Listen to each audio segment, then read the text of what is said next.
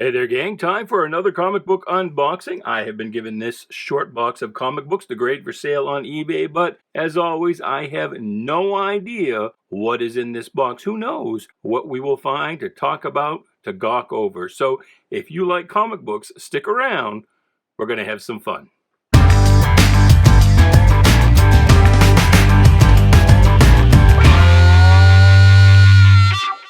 Hey Bubby, welcome to Shang Hollow. My name is Duke, and this is an unboxing video. So, yes, as always, I have no idea what is in this box. I've been given a grade for sale on eBay. The seller name is .com Comics, but only the owner of the company, who sorts the collections when they come in, only he knows what was in this box. I just know that these are the books that have been given to me to grade for sale as singles, raw singles. Some books go to CGC and are sold on a site called Comic Link. Some end up in multi-book lots, some end up in the retail store, which is .com Comics in Freeport, Maine, and then some end up here on my desk to be graded for sale as single issue lots. So, this is this is fun for me because, when you're here, we go over these books together, and it sort of replicates that awe, that thrill that I would get as an 8-year-old taking my $2 weekly allowance and whatever money my mother gave me to buy her a pack of cigarettes, and I would keep the change from that as well, and going down to Joe's Smoke Shop in Waterville, Maine. But I would sit there on the floor until literally my legs fell asleep, poring over comic books, deciding which ones to purchase. You could get, back then in 1976, 8 comic books for $2. I think it was late in that year that the standard price went up to 30 cents. And of course, you did have the Giants, which were like 50 cents. Oh my God, that was an agonizing decision on what to do. But you never knew. Joe's it was this big long corridor of a store with all of the smoking implements and cases on one side, and then the other side was just floor to ceiling magazine racks, and one whole section of just comic books. And whenever you went in, you never knew what was going to be there for comic books. And so this is a lot like that. I have no idea what I'm going to find when I open up one of these boxes, and sometimes it is those very same books I bought as a kid at Joe's Smoke Shop. Well, this is a little after that time. This is the first appearance of Speedball in Amazing Spider-Man number 22, annual number 22. Here's a newer book, Vengeance of Bane 2, The Redemption. Now, you've heard me say before that when we sell a book as a raw single on eBay, we like to get at least $10 for it. And oftentimes, any less than 7, and we end up losing money when you count, the cost of overhead and, acquiring the original collection and all that kind of stuff. But I'll be surprised if this one gets to 10. Although I am surprised quite often. There have been books that I have made fun of in these videos, and I've been like, I don't know why that's in this box. No one's gonna buy that. Rah, rah, rah. And people in the comments are like, dude. That's gonna go, and go it does. So even though I have been collecting comic books for close to 50 years, and know a fair amount, nobody can know everything, but I still am surprised, and especially with newer books. Like, I would not have known that Spawn number 17 would be anything, and it looks like we've got, whoops, my salt creature fell over, because we've got a bunch of Spawns all taped together. And it looks like the owner wants me to make sure that I let the lister know that these are newsstand copies. And I'll be honest with you, speaking of things I don't know, as I put the old salt vampire, what was her name? Of course, the salt vampire was only imitating McCoy's old flame, but I can't remember the old flame's name either. But anyway, back to the comics. I don't think I knew that Image comics were sold on the newsstand. I would have presumed that they were all direct sales. Although I've got to say, I turned up my nose at Image at the time in the early 90s. I guess I was just, too cool for school or whatever, but I just didn't like the art in any of the Image books. I thought they were all just kind of scratchy and they were, you know, splashy for the sake of being splashy. I didn't feel that any of the image artists were really good quality storytellers, as were the artists of, you know, that I grew up with in the Bronze Age and you know, into the early 80s and the Copper Age. But anyway, these are newsstand books, and this would be the period. Well, now that's not a, I don't think that's a newsstand book. Maybe that first one was newsstand.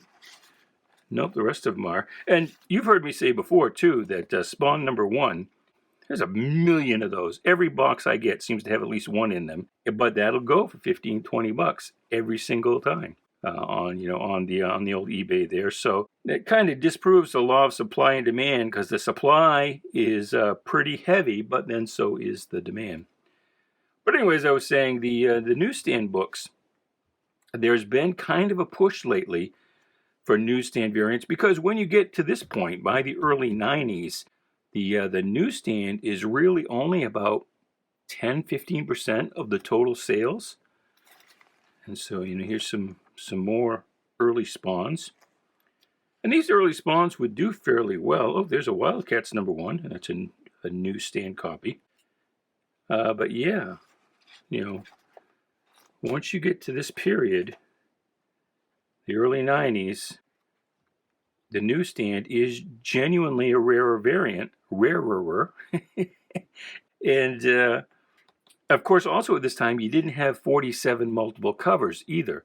You pretty much had one cover in the regular direct sales and then the newsstand variant. And of course, you know, earlier, you know, it would have been, you know, really, you know, in the late 70s and early 80s, it would have been the newsstand that would have, you know, predominated in the print run, and it would have been the direct sales book that's the variant, the lesser part of the total sales.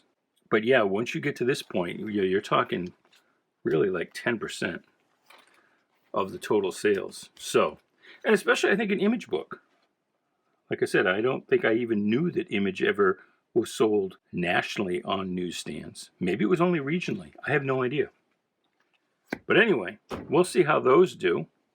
And you know, if you've got any thoughts on, you know, newsstand versus direct sales copies, you know, I myself personally don't collect one over the other. Although, if, you know, when I buy a lot of comic books somewhere in an auction or something, and I get a book that I already have, you know, nothing that goes into my collection ever gets out. I'm really more of an accumulator than a collector. I'm not an investor. And so, you know, my collection's a black hole. Something gets in and never gets out again unless it's a duplicate. But if I already have a direct sales and I get a newsstand or vice versa, then I will keep them both. But otherwise, other than that, I don't go out of my way looking for one over the other.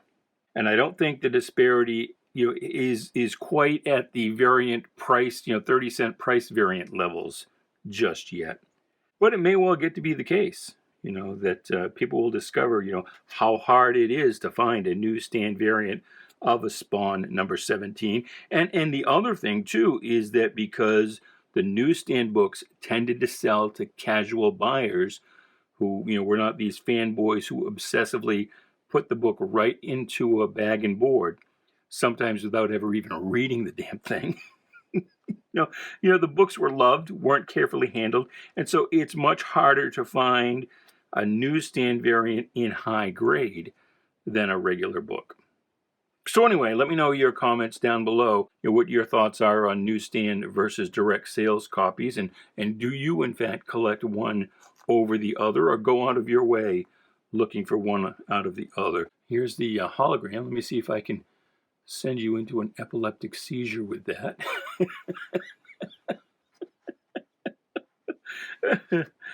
And this book does fairly well as well.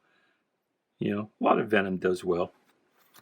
363, that is kind of in the trilogy of the first Carnage. There's 362, and I think Carnage first appeared in 361.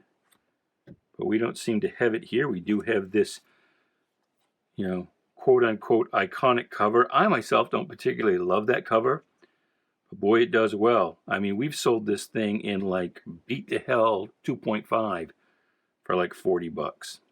When I say sell, not like we're putting that price on it. That's what it goes for. That's what the market dictates on eBay. People bid it up that high.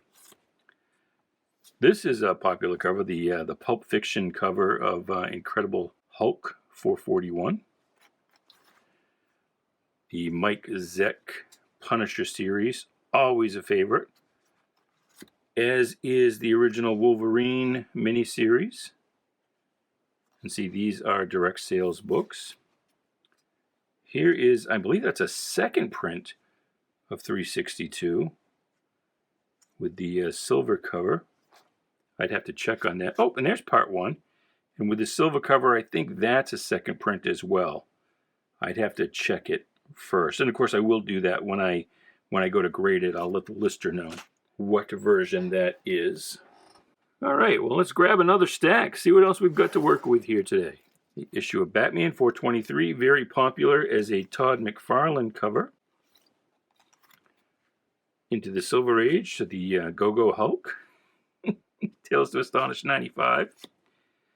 This, now, I was saying earlier that there are some books that I was making fun of, and people corrected me in the comment section, gave me a nice little slap down, and they were right.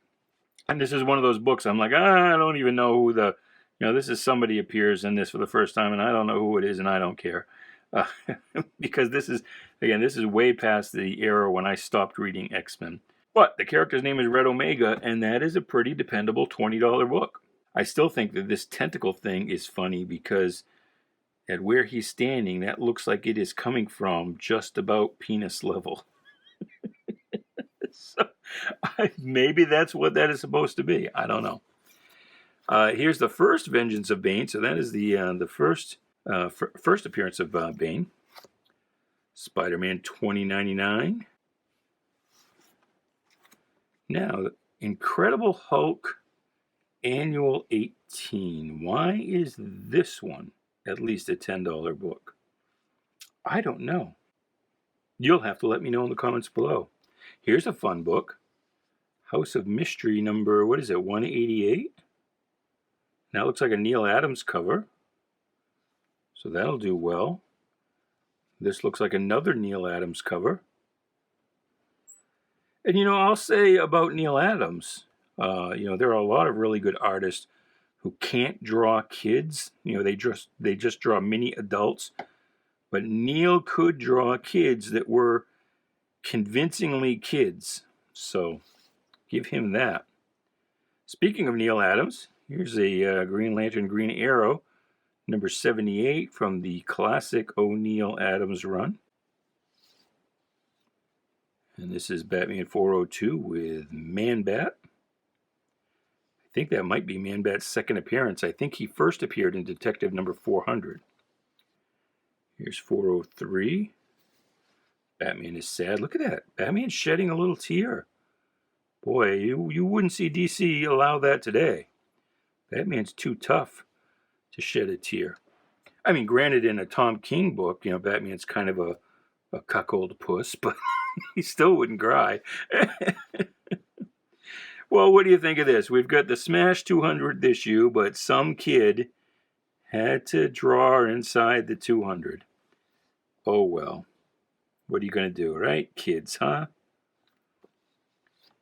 Flash versus Superman. That's Superman 220. It's a nice, looks like a Kurt Swan Murphy Anderson cover. And I don't think you saw Kurt Swan draw the Flash very often. Here's another Spider-Man 2099. This one feels thin for some reason. I'll have to check it later. All right, now we're getting into some stuff that I think is cool. I mean, all that stuff right there is stuff I've seen a million times. But I like this stuff right here. Stuff I don't see that often. And here's something else I don't see very often. Look at this. Somebody has used a hefty freezer bag as a comic book bag. Freezer. You could put the date on it, throw it right in the freezer, and you're good to go. So that's actually Uncle Scrooge number 9. That's neat. Also in a hefty freezer bag is, Jesus, that cracks me up. Uncle Scrooge number 11. These will do well. And they look in decent shape, although that could be the freezer bag playing tricks on us. And see, there's a chunk missing down here, so might not be in as nice a shape as I think once I get it out of this thing. What number is this? That's number 12. Walt Disney's Comics and Stories, number 181. And this reminds me, one of my co-workers, you've seen him in the Sell My Comic Books videos, the one we call Small Sean, just bought his first house this past week. He's become a homeowner. And I was actually going to draw him up some kind of illustration. He likes a savage dragon, so I'm going to draw him a savage dragon trying to make his way as a homeowner. Something like this. Oh, and also he's got a baby on the way. He's first home and first baby.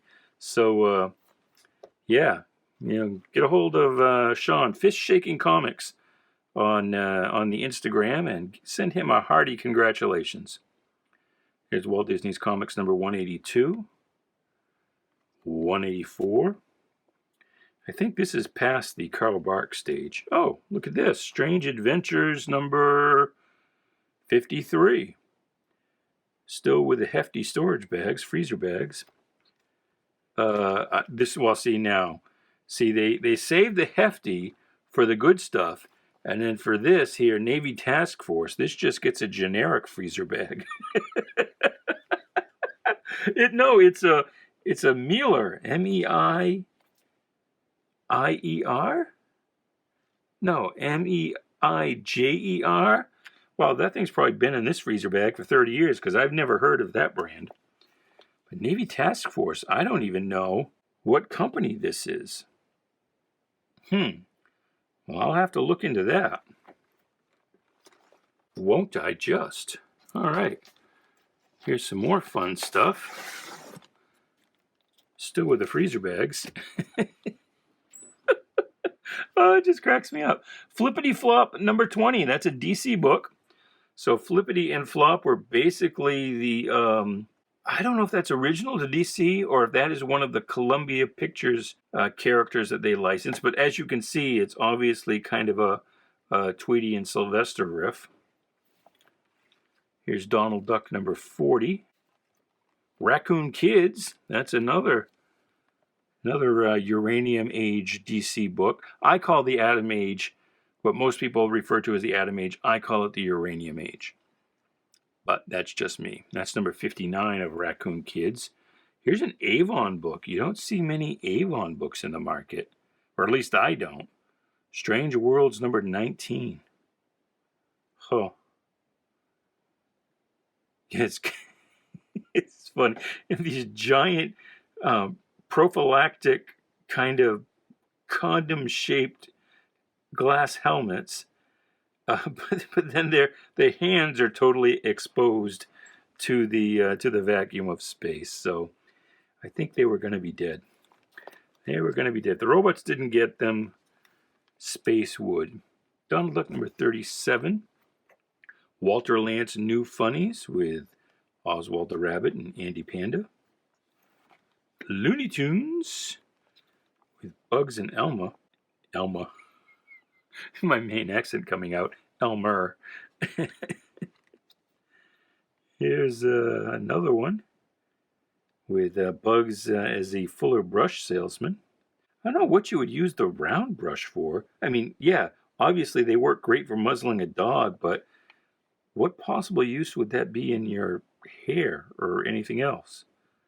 I have no idea. Here's another Looney Tunes.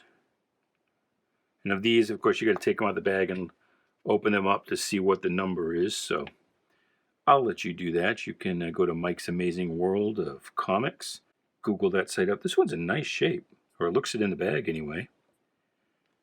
But I'll let you look up yourself what numbers these are. Don't know the buzzard's name. I forget the buzzard's name. With that comb in his hair, he kind of looks like a kind of a cross between a buzzard and Bullwinkle Moose. I don't know why is Tom so freaked out that they're playing Seesaw on the phone. Maybe it's a long distance call. I don't know. Huh. I love the videos on YouTube where some teenager, some millennial, or some Zoomer, the parent will give them an old-fashioned rotary phone and the kid totally can't figure out how it works. That cracks me up. Makes me feel old, but it cracks me up. And these are still, by the way, in freezer bags.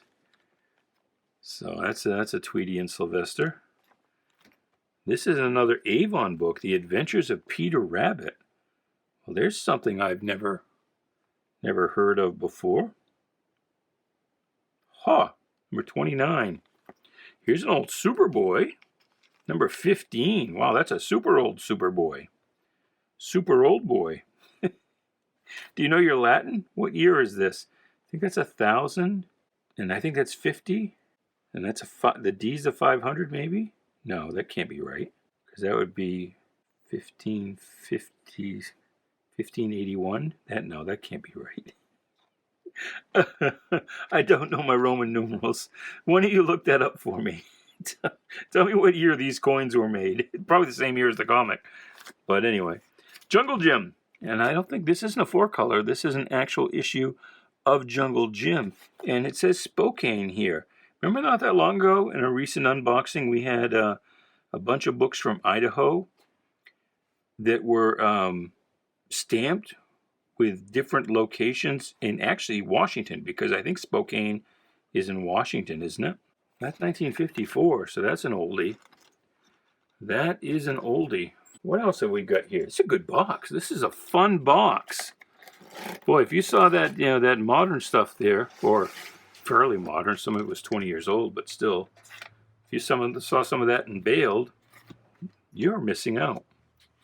Tom and Jerry comics. There's Droopy Dog, Tito Burrito, Barney Bear. I forget this dog's name. I don't know this gopher's name. And I also don't know the lion's name. Another Tom and Jerry. Hot. So this one actually does come from that Idaho collection, meaning that Spokane did as well. And I say that because that Idaho collection had tags like this on a lot of them. Mr. District Attorney. Wow. Number 53. This was based on an old radio show. DC couldn't afford to license any movies or characters other than the Columbia cartoon characters, and so they actually licensed a couple of radio shows, and one of them was Mr. District Attorney. That lasted a good long while. Tales of the Unexpected. Wow, number 5. That's an early one. That's an early one. That's exciting. Blondie. Blondie Comics Monthly, number 35. With Blondie and Dagwood. Blondie's not always right. I let her think she is. Although my thoughts are bright, as long as he thinks they're his. Do you remember that? Do you ever see any of the old Blondie movies? Life with us is fun and crazy. Baby Dumpling, us and Daisy. What a family. Incredible. Bumsteadable. Ha ha ha. Hurry, you'll miss your bus. Watch out, you'll burn your stew. Nothing's too much for us. As long as with me, there's you. Blondie and Dagwood, Dagwood and Blondie. Always with me, there's you. So they made like 30 Blondie movies with Penny Singleton as Blondie and Arthur Lake as Dagwood. And that theme song played at the beginning of most of them. And so here in Maine, there used to be a thing called the Great Money Movie, where they would play an old, public domain movie, or usually public domain, a lot of East Side Kids and Tarzan movies and things like that. And Eddie Driscoll was the host, and they would call people during the movie, and they would be like, if you got the amount in a jackpot right, you would win. And if you didn't know, if you didn't happen to be watching, the jackpot would go up. So anyway, from the Great Money Movie, when I was a kid, I watched a lot of Blondie movies. Enough so that I still remember the theme song to this day. Space Cadet, Tom Corbett. These do well on eBay, even in a lower grade like this. This looks like, just quick eyeball, maybe a 4 or 5. That'll do real well. Mystery in Space, number 35. This has got a Northwest stamp on it, so this is from Washington, I would say. The Counterfeit Planet. Huh. Mystery in Space number 32. Some kind of lizard cat face thing. Huh, man, they came up with some crazy looking aliens back then. You know, you didn't have every alien looked like a human. Can you imagine if the Legion of Superheroes had been edited by Julius Schwartz instead of Mort Weisinger? You would have some crazy looking alien members. I mean, one of these cats could have been a member of the Legion. Oh well. Hey, Jackie Gleason, look at that. There's Jackie Gleason and Art Carney, number 9. Huh, free ice cream coupon worth 10 cents. Wow, there you go. Cowboy Action, that's a Marvel book with a Joe. Now, I mispronounced this in a recent video and got corrected, so I guess it's Joe Maneely, not Manley, but Maneely. Of course, poor Joe fell in front of a train one day coming home. The legend is, I guess he forgot his glasses, and somehow because of that ended up falling in front of a train. But if he had not died, he was best friends with Stan, and he probably would have been there to create the Marvel Universe, if in fact it had happened in that case at all. Because if Joe had still been around, there wouldn't have been a need to rehire Steve Ditko. Rehire because there came a point where, again, another legend, could be apocryphal, but as the story goes, well, there's two different ways this story goes. And one is that a bunch of people were laid off because Marvel publisher Martin Goodman found like this whole closet of inventory stories, and so decreed that no more stories would be purchased until that inventory was used up. And I've seen interviews with Stan, an interview he did with Roy Thomas in Alter Ego or something like that, where he said, yeah, that happened, but it was earlier. You know, it was back in the Timely era, in the Golden Age. But it was more likely, the more truthful story is probably that when Martin Goodman did away with Atlas Distribution, his own distribution company, and threw in with American News, and then right after that, American News went out of business in an antitrust federal racketeering case, and he, had no distributor and had to go hat in hand to DC Comics and get his books distributed through their distribution arm, Independent News, and Jack Leibowitz, who was the honcho in charge there over at DC at the time, limited Martin Goodman to just 8 titles for Marvel. That's all that Independent News would carry. And so that way they had a bunch of inventory stories, because they were publishing like 40, 45 books a month, which today, if Marvel was publishing just 40 books a month, we'd be like, oh my God, they're about to go out of business. But back then, 40 books was considered, let's just say a shit ton. And so, they had to go from that down to like 8. Or was it 16? No, it was 8, but Stan did bi-monthly titles, so he had 16 titles, but effectively 8 a month. And so anyway, because they went from 40 to 8, they had a lot of stuff to use up, and so Stan had to let Steve Ditko go, and had to let I can't remember, was Kirby around at the time? No, I think Kirby was off doing his own thing with other companies. But after Joe Manley died, he brought in Kirby and brought back Ditko. So anyway, that was a like I said, you never know in one of these videos what we're going to see or what kind of a tangent I'm going to go off on. All right, Buffalo Bill, number 7. A little beat up, but that's interesting. Another Walter Lantz New Funnies from 1951.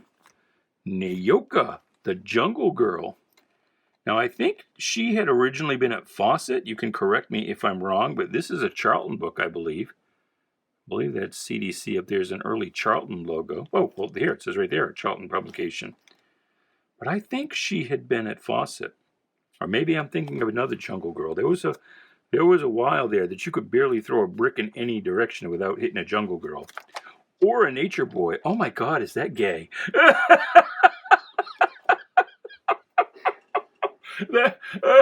I know we're not supposed to describe things as being gay anymore, but that is so gay.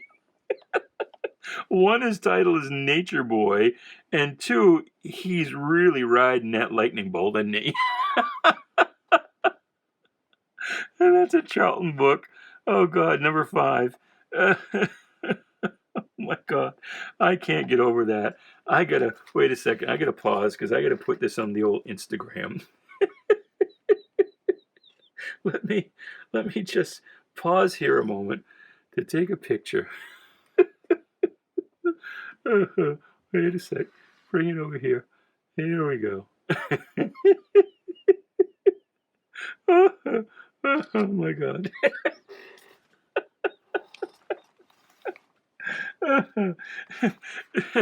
And I am being quite sincere when I say, not that there's anything wrong with that. You be as gay as you want to be, Nature Boy. You do. You know, as long as you and that lightning bolt are both consenting adults. You do. You do what makes you happy. Okay. Dean Martin and Jerry Lewis. So there you go, 34. That's fun. I don't think Jerry quite gets the concept of the vacuum of space either, but then again, neither do these girls. Although they look hot, so, you know.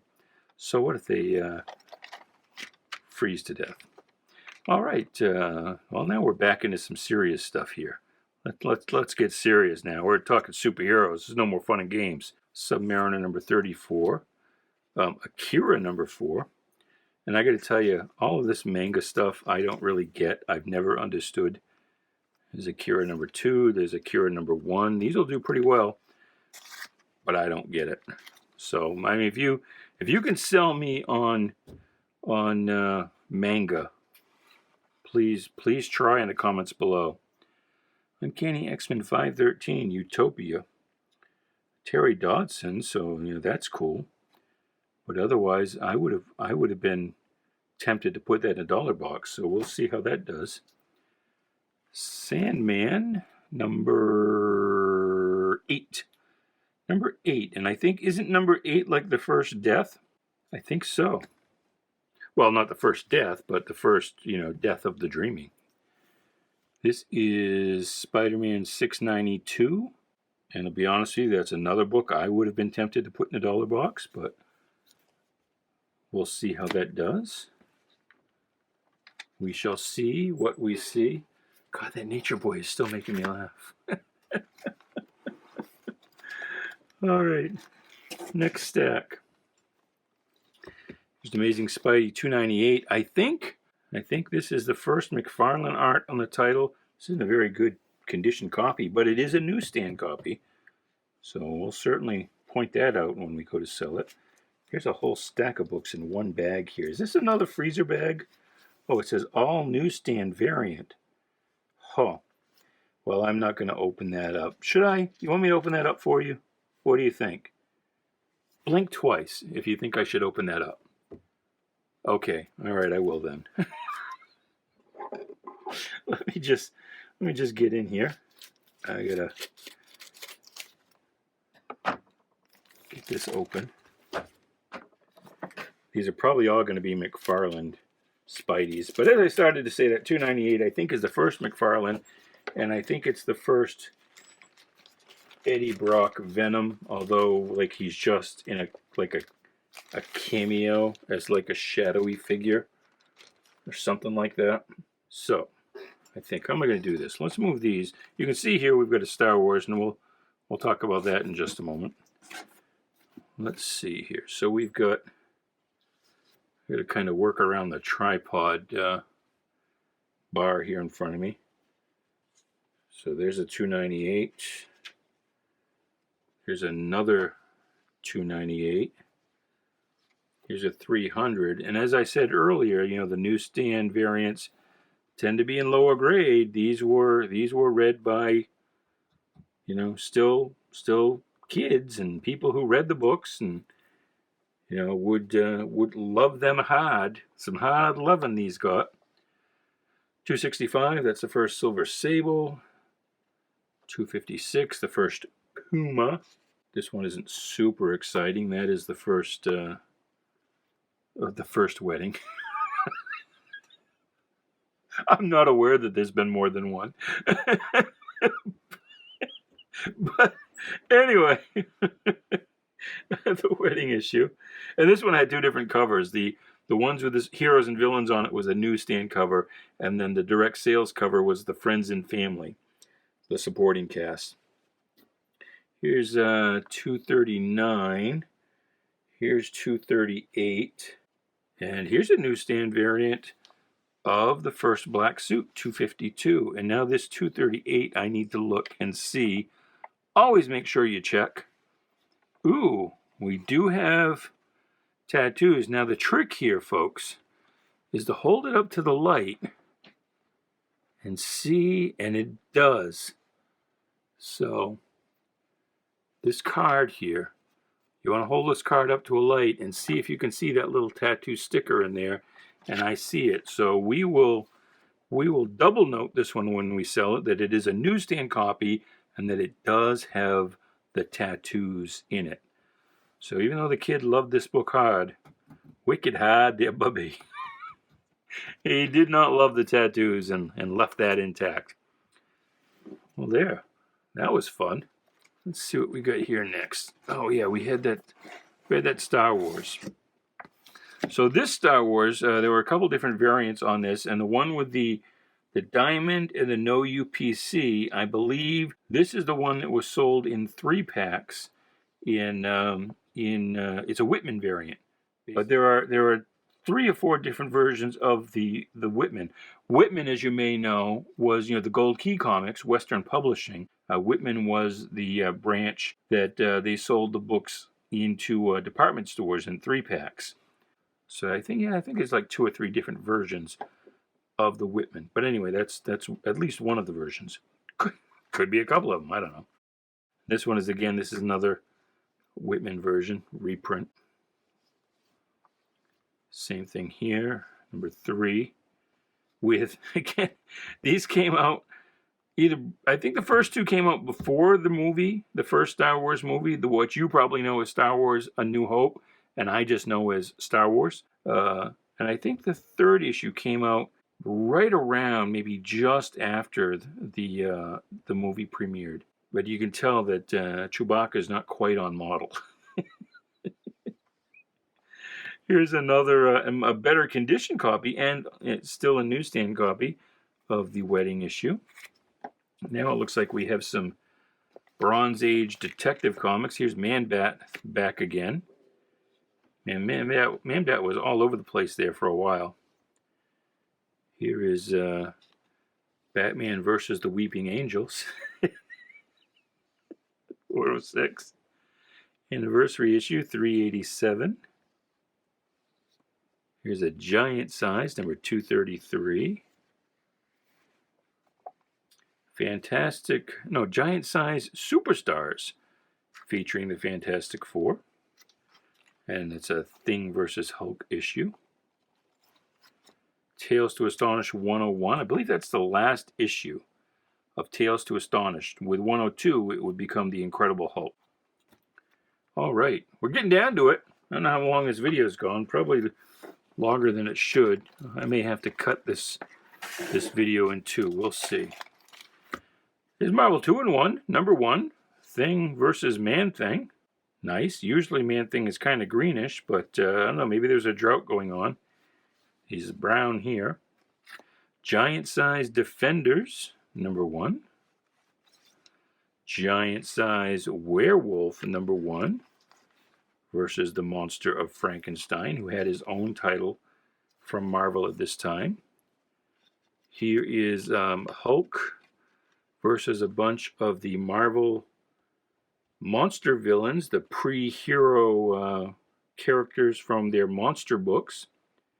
And I believe this is the 2nd appearance of Groot. Now, this version of Groot is not at all what you know from the movies, the I am Groot. This dude was quite loquacious and rather bent on, well, master of plants, but he was also bent on being master of planets. So he was Kinda, he got wood for conquering the earth. Let's put it that way. King size annual number 6 with Doctor Strange, and I think this is looking, yeah, Adam Warlock. I was going to say, it's looking very him-like. Very, very him-like. Another giant-sized werewolf with Morbius. Amazing Spider-Man, 169.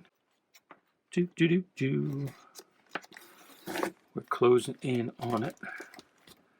Closing in on it. 137. 136. 168. We don't really know that these are newsstand copies. You know, the direct sales system kind of started around 77 or so, but it's not really until the 40-cent covers that we start seeing distinct differences. First with the bar through the UPC code, and then with like a different price area on the Marvels. And the reason they did that is because some of the early comic book stores, they initially started out getting, well, initially the comic book stores started out as selling just back issues. Then some of them started getting new issues through newsstand dealers. And then Phil Suling sort of single-handedly invented the direct sales market. And so a lot of shops, they were getting their books on a non-returnable direct sales basis, but still ordering from a newsstand distributor. And so what would happen is that the direct sales books would come in first, and they would order like just enough to get them through the first week.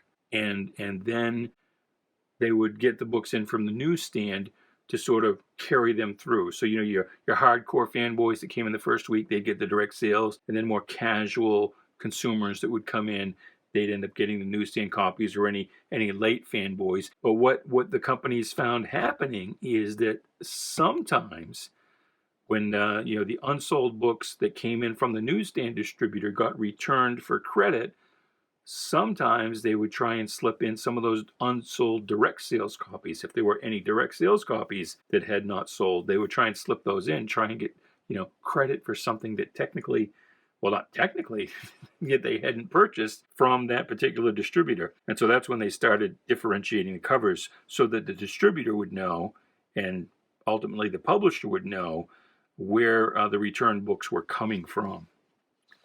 So there's another long and pointless story for you. Captain Marvel 33 with Thanos, giant-sized Dracula. Hey, she's hot. Boom, boom, Pablo Marcos. Wow. Giant-sized Spider-Man and Dracula, but it's really just giant-sized Spider-Man. Here's a Spawn, Spawn number 86. Are these all newsstand variants too? Yes, all list as newsstand. Well, I certainly didn't know that Spawn was still on the newsstand as late as 86. Huh.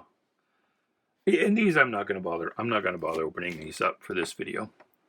And if that troubles you, then leave a comment down below and I'll know better for next time. And this is the last stack. We got a bunch of books here in this one bag. We will take them all out. Looks like they are all X-Men. So here is X-Men 118, 119 with Sunfire, 120, the first appearance of Alpha Flight, Chaos in Canada. Oh wow, 117. This is a British variant, so 12 pence. So this is a book that has come back to us on this side of the pond after having been originally sold. Well, I presume maybe this is like a leftover that never made it over there, but more likely than not, this is something that was sold over in the UK and then has since made its way back to our side of the pond. Huh, interesting, cool. And then last but not least, last book in the box, X-Men number 116. Well, there you go. That is that box. That's what I'm going to be working on grading up. I hope you enjoyed that. I had some fun looking at some cool old comic books with me and discussing some stories. And now it's your turn to let loose in the comments below and give me your thoughts on those books or anything that I had to say. Correct me, slap me down. I don't like this. Got a big old hanging there. All right, we'll fix that. Boom. Of course, if that keeps happening, I'm going to end up with not much of a tunic here. All right. On that note, we'll see you next time out. Until then, goodbye, good luck, and please be good to each other.